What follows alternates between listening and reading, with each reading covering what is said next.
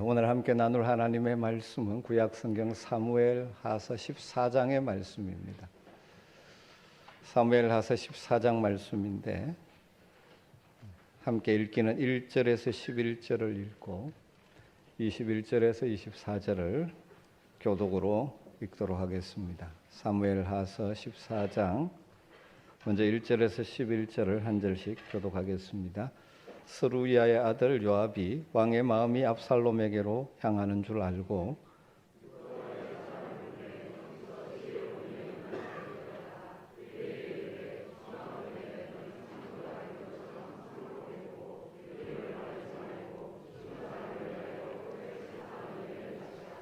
왕께 들어가서 그에게 이러이러하게 말하라고 요압이 그의 입에 할 말을 넣어주니라.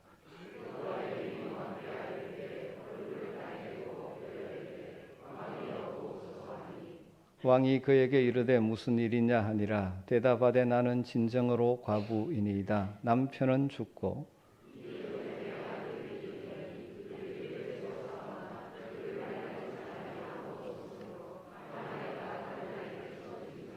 온 족속이 일어나서 당신의 여종 나를 핍박하여 말하기를 그의 동생을 쳐 죽인 자를 내놓으라. 우리가 그의 동생 죽인 죄를 갚아 그를 죽여 상속자 될 것까지 끊겠노라 하오니 그러한즉 그들이 내게 남아있는 숯불을 꺼서 내 남편의 이름과 씨를 세상에 남겨두지 아니하겠나이다 하니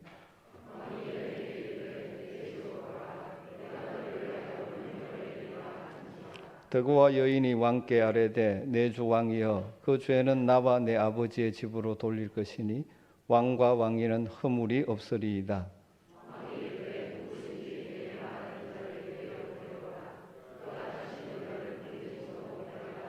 같이 읽겠습니다. 여인이 이르되 청하건대 왕은 왕의 하나님 여호와를 기억하사 원수 갚는 자가 더 죽이지 못하게 하옵소서.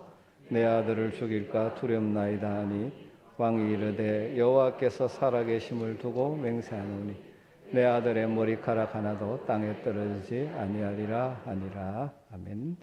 21절부터 24절 한 절씩 또 교독합니다. 왕이 요압에게 이르되 내가 이 일을 허락하였으니 가서 청년 압살롬을 데려오라 하니라.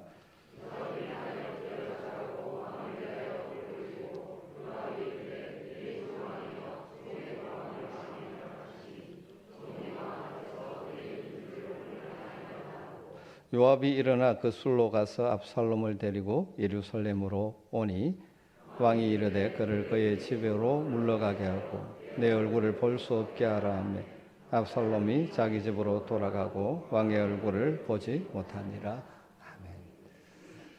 아멘. 우리가 세상을 살아가면서 관계를 아름답게 맺는 것이 참으로 중요합니다. 우리 성도들에게 가장 기본적으로는 하나님과의 관계가 막힘이 없어야겠죠. 그리고 함께 살아가는 가족들, 성도들, 주변 사람들과의 관계가 참 중요합니다.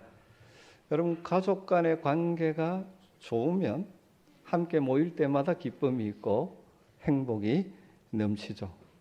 일터에서도 함께 일하는 동료들과의 관계가 좋으면 훨씬 능률적으로 즐겁게 일할 수가 있습니다. 교회 공동체도 마찬가지죠. 교회 함께 모여 예배하고 섬기는 성도들과의 관계가 좋으면 교회 오는 것이 기쁨이요 즐거움이고 함께 할 때마다 누리는 은혜가 큰 것이죠. 하지만 저나 여러분이나 다 연약하고 부족한 인생들, 그래서 서로에게 때로는 잘못하고 상처 주고 아파하고 하는 속에 살아가기가 쉽죠. 그렇기 때문에 우리는 서로에게 잘못을 때로는 인정하고 또 다른 사람을 용서하고 용납함으로 바른 관계 회복 속에 살아가야 하는 것이죠. 그러나 종종 잘못된 자존심이나 마음의 자세 때문에 관계가 깨어졌는데도 그냥 그대로 살아갈 때가 자주 있죠. 그래서 그 사람을 안 만나면 좋겠는데 만나면 불편하고 마음이 힘들고 할 때도 있는 것이죠. 때로는 체면 때문에 겉으로는 화해한 것처럼 하고 만나면 악수하고 하는데 속으로는 화해하지 못하고 용서하지 못한 채로 살아가는 경우도 있는 것 같습니다. 그러면 계속 그것이 더 큰 아픔과 상처가 되는 것입니다. 행복한 관계를 맺어가는데 굉장히 중요한 것은 우리가 다 연약한 자들이기에 때로는 잘못하면 자기의 잘못을 솔직하게 인정하는 것과 또 한편 용서하고 용납하는 것. 이 두 가지가 잘 균형을 이룰 때 관계가 회복되어지고 관계 속에서 누리는 기쁨이 크게 되죠. 이 14장 사무엘하 말씀을 오늘 읽었는데 다윗과 압살롬의 관계가 아직 회복이 이루어지지 않고 아직까지 어려운 상태가 있죠.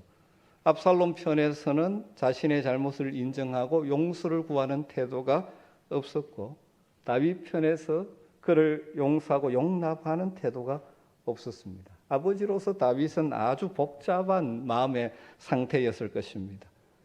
그래서 적극적으로 문제를 해결하지 않고 단순히 아들과의 관계를 끊음으로 이 문제를 덮어두고 있었죠.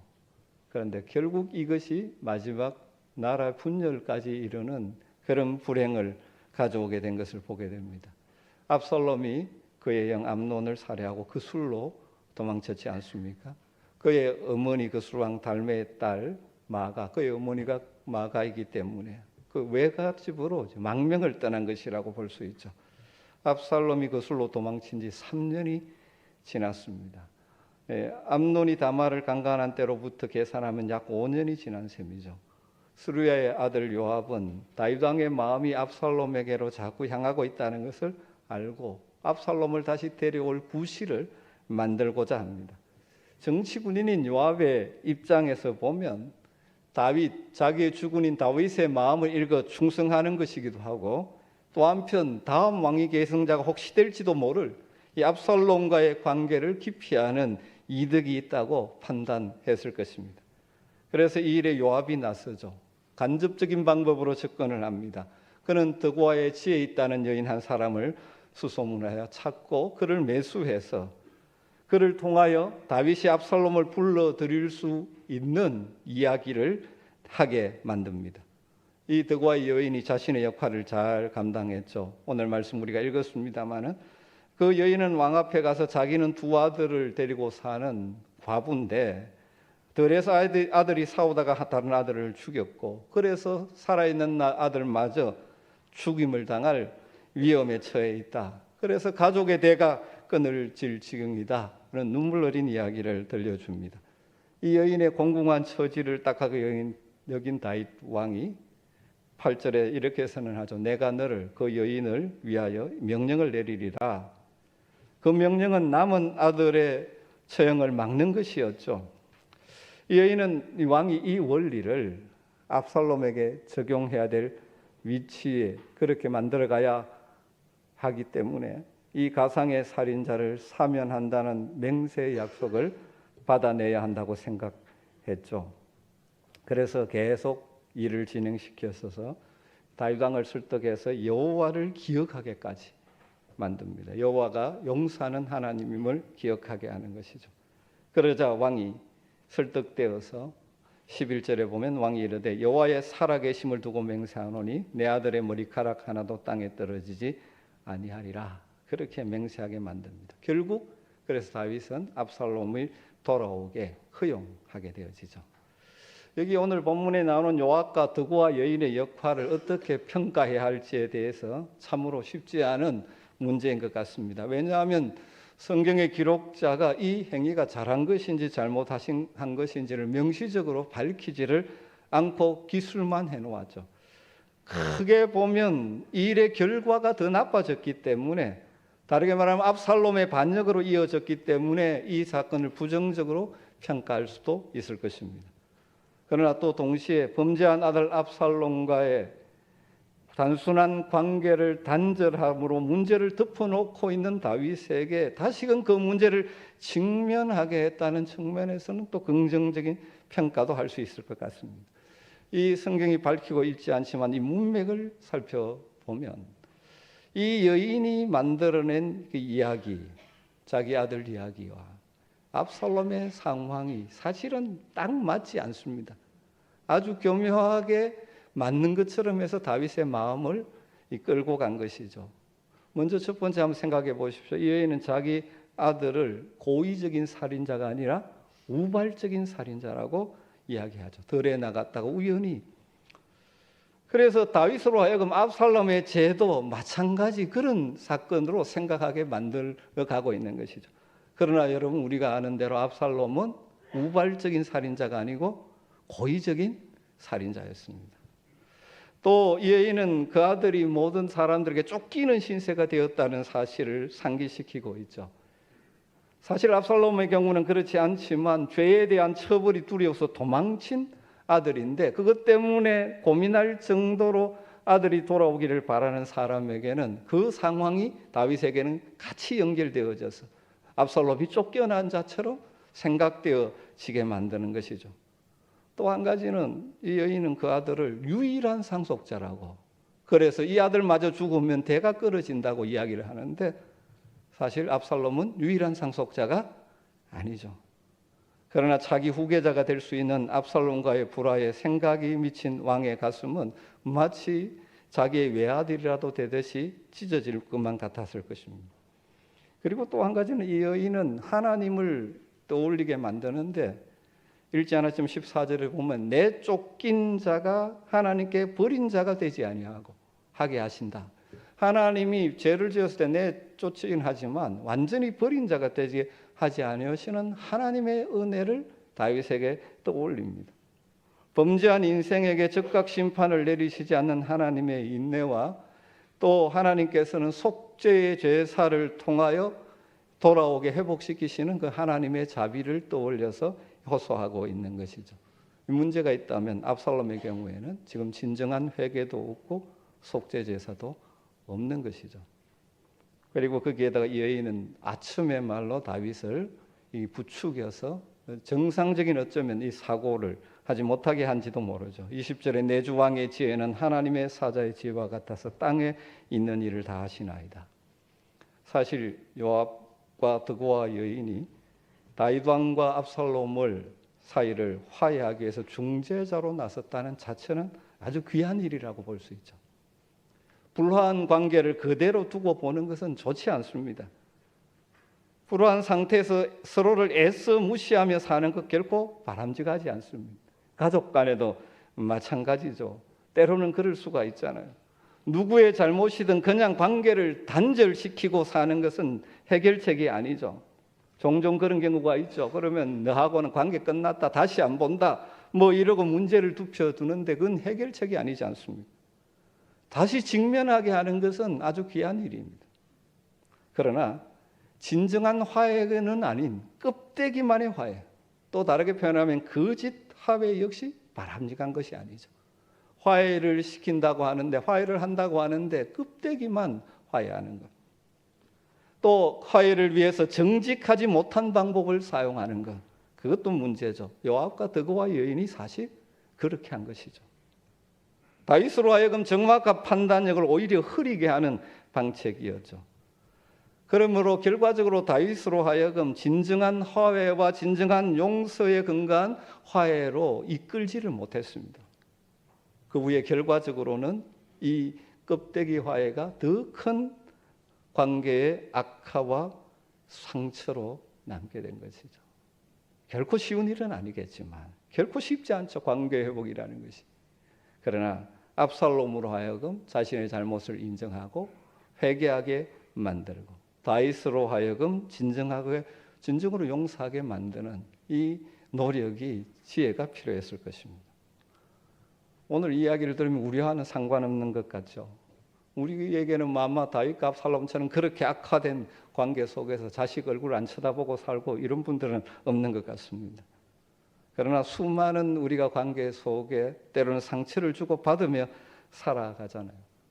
중요한 것은 그런 일이 일어나지 않으면 좋겠지만 그런 일이 인생에 일어납니다. 그때 중요한 것은 그것을 그냥 덮어놓는 것도 안 되고 이 화해의 길로, 회복의 길로 가는 것이 굉장히 필요한 것이죠. 우리는 그래서 껍데기 화해가 아닌 진짜 화해를 추구하는 자들이 되어야 하는 것이겠죠. 그래서 이 여인의 말 가운데 중요한 한 가지 원리는 다시 가슴에 담으면 좋을 것 같습니다. 14절 말씀에 보면 이런 말씀이 있어요. 땅에 쏟아진 물을 다시 담지 못한다. 땅에 쏟아진 물은 다시 담지 못합니다. 그렇죠. 다르게 말하면 이미 일어난 일을 문제 없던 이전의 상태로 회복하는 것은 불가능하다는 것입니다. 그런데 종종 많은 사람들이 그렇게 해야만 용서하겠다라고 고집을 부릴 때가 참 많죠. 원상태로 돌려놔 그러면. 그러나 보니까 끝까지 용서하지 못하고 화해하지 못하고 살아가는 경우가 참 많이 있습니다. 여러분, 지나간 과거는 되돌릴 수가 없습니다. 원래 상태로 가야만 용서하겠다고 생각하면 용서할 수 없고 평생 화해할 수가 없습니다. 사실 다윗도 놀라운 용서함을 받은 자지 않습니까? 무서운 간음죄와 살인죄를 그 결과 징계를 받고 있기는 하지만 궁극적으로 하나님의 용서를 받은 자로서 어떻게든 압살롬으로 하여금 용서를 맛보게 하는 부모가 되어서 관계가 회복되게 했었어야만 하는 것이죠. 어쩌면 이 사건에서 다윗의 심각한 잘못은 이 요압의 꾀 때문에 압살롬을 법적으로는 데려오는, 법적으로는 용서를 하는데, 그래서 예루살렘으로 돌아오기는 하는데 진정한 용서를 하지 않고 용납을 하지 않고 여전히 거부했다는 것이죠. 돌아오기는 하는데 압살롬 보는 것을 거부합니다. 그래서 다윗의 용서는 사법적인 용서는 되었지만 아버지로서의 포용이 이루어지지 않은 것이죠. 그래서 자신의 성인 예루살렘으로 돌아오게 했고 그에게 살 집도 주었습니다. 그러나 다시 압살롬을 만나지 않고 찾아오는 것도 허락하지 않았죠. 다윗은 암논을 살해한 압살롬에 대한 여전한 정오심, 물론 정오심뿐만 아니라 아들을 향한 마음이 아주 복잡하게 얽혀 있었을 것입니다. 그래서 돌아오기는 하는데 만남은 거절하는 이렇게 이제 다윗이 행동을 취하는 것이죠. 그런데 이것이 결과적으로 어떻게 됩니까? 압살롬에게는 아버지의 거절로만 다가갈 수밖에 없었던 것이죠. 여러분 기억하십시오. 죄의 문제는 해결하지 않으면 더 커지게 되어 있습니다. 암논의 다말 강간 사건을 제대로 해결하지 않으니까 압살롬이 암논을 죽이는 살인 사건이 일어나는 것이죠. 아버지의 거절을 경험한 압살롬은 속이 탔을 것이죠. 그래서 예루살렘 집에는 있지만 전혀 마음이 편하지 않는 것이죠. 이것은 사는 것이 아니라 그저 목숨을 부지하는 것일 뿐이죠. 압살롬은 용납받기를 원했고 용서받기를 원했겠죠. 그의 아버지의 사랑을 원했겠죠. 그에게는 단순히 생존을 위해서 먹고 마시고 그 찬 집이 필요한 것이 아니라 그 이상이 필요한 것이죠. 압살롬에게 필요한 것은 삶을 위한 은혜와 자비가 필요했습니다. 처음에 돌아오라 그럴 때 기뻐 돌아왔겠죠. 그런데 그것이 정치적인, 법적인 호의상 아니라는 사실을 깨닫고 더 심각한 마음의 상처를 압살롬은 입게 되는 것이죠. 그래서 다시 더 악해집니다. 더 불행한 길로 걸어가게 되는 것입니다. 저는 이 사건을 묵상하면서 신약에 예수님께서 말씀하신 비유 한 가지가 오버랩 되었습니다. 잘 아시는 누가복음 15장에 나오는 잃어버린 아들의 탕자가 돌아오는 이야기. 다윗이 이러한 아버지의 자세를 가졌다면 어땠을까라는 생각을 하게 보는 것이죠. 탕자의 비유에서 그 아들은 집을 떠나 먼 나라로 가서 아버지의 모든 재산을 허랑방탕하게 날리고 집안에 수치만을 안겨줍니다. 마침내 이제 돌아오게 되는 것이죠. 아버지는 그를 용서하고 다시 아들로 완전히 받아들일 방법을 찾는 일에 멈추지를 않았습니다. 마침내 아들이 돌아왔을 때 아버지는 달려가 그를 맞이하고 포옹하고 성대한 잔치를 열어 집으로 맞아들이고 다양한 방식으로 아들의 지위를 회복시켜 주었죠. 다윗이 만약 압살롬에게 그와 같았더라면 그를 불러 같이 대화하며 또 압살롬은 아버지와 함께한 자리에서 자신이 자기 누이 다말을 얼마나 아꼈는데 그 그를 해친 암논이 너무너무 미워서, 그리고 집단한 생활이 얼마나 힘들었는지 자신의 모든 것을 이야기할 수 있었고, 다윗은 또 그 이야기를 들으며 또 받았고 했다면 아버지를 되찾고 아들을 되찾을 수도 있지 않았을까요? 다윗은 그렇게 하지 않았습니다. 압살롬을 모지게 대했습니다. 물론 나름의 이유가 있었을 것입니다. 이렇게 하는 것이 정의를 세우는 일이라고 생각했을 수도 있고, 아들 압살롬을 위하는 일이라고 생각했을 수도 있을 것입니다. 그로 말미암아 살인죄에 대한 책임과 고통을 뼈저리게 느낄 때까지 벌을 주는 일이라고 생각했을 수도 있죠. 그럼 어쩌면 이 사건에서 다윗이 생애 가운데 범한 많은 잘못 가운데 가장 대가가 컸던 사건이 이 사건이라고 볼 수도 있습니다. 아버지의 거절을 다시 경험한 압살롬은 아버지와의 관계 회복을 포기하고 스스로 일을 추진하기 시작하죠. 이전의 악한 모습으로 다시 돌아갑니다. 그가 전에 여동생의 사건을 부당하게 처리하는 것에서 여겼듯이 또 이번 아버지의 태도에 큰 상처를 입죠. 그러면서 복수를 꿈꾸기 시작하는 것입니다. 14장 33절에 보면 외형적으로는 화해를 했습니다. 이 요압의 중재로 어쩔 수 없이 보면 왕이 압살롬과 입을 맞추니라. 외형적으로는 입을 맞추고 화해를 했습니다. 그러나 실제로는 다윗의 마음에도, 특별히 압살롬의 마음 속에는 음모의 칼을 갈고 있는 것이죠. 그럼 이것이 거짓 화해의 심각한 문제인 것입니다. 온전한 화해가 아닌 덮어놓고 외형적인 화해가 가져올 불행의 모습을 보여주는 것이죠. 여러분, 오늘 이 말씀을 들으면서 여러분은 무슨 생각을 하십니까? 여러분이 맺고 있는 중요한 관계들을 오늘 한번 되돌아보시면 좋을 것 같습니다. 그 관계가 지금 정상적으로 잘 돌아갑니까? 혹시 깨어진 관계가 없습니까? 깨어졌는데 그냥 덮어놓고 있는 경우는 없습니까? 아니면 겉으로는 다 용서한 것처럼 하면서 속으로는 또 다른 복수의 칼을 갈고 있지는 않으십니까? 특별히 부모로서 여러분의 자녀들의 태도를 한 번 더 돌아보면 좋을 것 같습니다. 부모가 다 잘하려고 하기는 하지만 여러분, 완벽하게 하는 부모가 없죠. 또 자녀들이 부모가 원하는 대로 커주지를 않습니다. 때로는 이 잘못도 하고 저런 잘못도 하죠. 여러분, 혹시라도 자녀의 과거의 잘못을 그냥 용서하지 못해서 계속 품고 있음으로 인하여 관계에 문제가 있는 분들은 없습니까? 자녀들이 잘못했을 때, 잘못된 길을 갈 때 고쳐주고 깨우쳐주는 일은 부모로서 너무나 중요한 일입니다. 징계가 때로는 필요하죠. 그러나 또 한 가지 중요한 것은 여전히 사랑한다, 너를 용서했다는 확신을 자녀에게 심어주는 것입니다. 종종 부모의 잘못된 자존심 때문에 또는 핑계대기를 잘못에 대한 징벌이라고 생각하면서 자녀들과 깨어진 관계 속에 지내는 분들이 종종 있습니다. 여러분, 그것은 자녀들로 하여금 더 나쁜 길로 가게 만드는 심각한 문제라는 것입니다.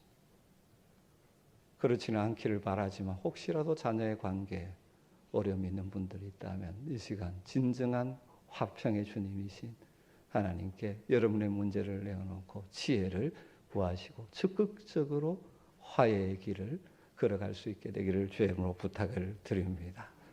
여러분, 부부간의 관계가 좋습니까? 제가 보기에는 다 좋은 것 같습니다. 그런데 속에 들어가 보면 그렇지 않을 때가 참 많이 있죠. 수십 년을 같이 살아가다 보니까 서로 상처 주고받는 일이 많죠. 차라리 멀면 상처가 안 되는데 가깝기 때문에 이 할 말이 상처가 되고 행동이 상처가 되는 경우가 참 많이 있으시죠. 정말 그 문제를 화해하셨습니까? 겉으로는 화해한 것처럼 같이 밥 먹고 살고 있지만 마음속에는 여전히 그 상처를 품고 기회만 있으면 또 찌르고 그렇게 살아가고 있지는 않습니다. 여러분, 부부간의 진정한 용납과 용서로 진정한 화평의 관계를 이룰 수 있기를 주의 이름으로 축복합니다. 여러분, 관계 회복이라는 것이 쉽지 않습니다. 그러나 기도하면서 화평의 하나님을 의지하면 하나님께서 가능케 주실 것입니다. 우리 교회는 그렇지 않으리라고 생각합니다만 혹시 함께 신앙생활하다가 우리가 생각이 다르고 일의 방식이 다르기 때문에 성도 간에 혹시 마음의 상처를 입고 주고받고 해서 어려움을 겪고 있는 분 혹시 없으십니까? 겉으로는 주일 만날 때 학수하고 웃고 있지만 속으로는 저 인간 하고 있는 경우는 없으십니까? 마음으로 진정한 용서와 용납이 없이 대하고 그래서 만나는 것이 불편한 관계 속에 있는 분들은 없으십니까? 오늘 성령께서 진정한 용서와 화해의 사람이 되기를 촉구하신다는 사실을 다시 한번 기억하시면 좋겠습니다. 여러분, 그것이 진짜 복된 인생의 길이고 승리의 길인 줄 믿습니다. 여러분, 이 시간 화평의 왕이신 우리 주님이 여러분의 마음을 만져주시기를 간절히 소원합니다. 그리고 우리 주님의 간절한 소원은 우리가 화평한 관계 속에서 행복을 누리며 사는 것입니다. 그래서 우리 주님 마태복음 5장 9절에서 이렇게 말씀하셨습니다. 화평하게 하는 자는 복이 있나니 그들이 하나님의 아들이라 일컬음을 받을 것이며 로마서 12장 17절 18절에는 이렇게 말씀합니다. 아무에게도 악을 악으로 갚지 말고 모든 사람 앞에서 선한 일을 도모하라. 할 수 있거든 너희로서는 모든 사람과 더불어 화목하라. 기도하겠습니다. 하나님, 오늘 이 추석 명절 연휴 예배하는 가운데 우리로 하여금 화목의 삶을 살기를 요청하시는 주님의 음성을 듣습니다. 덮어놓고 거짓 화해 속에 계속 상처를 주고받는 불행한 인생이 아니라 모든 관계 속에서 화평의 왕이신 주님의 다스림을 받으며 주님이 주신 힘과 지혜로 화목을 이루어가는 우리 모든 아멘의 가족들 되게 하여 주시옵소서.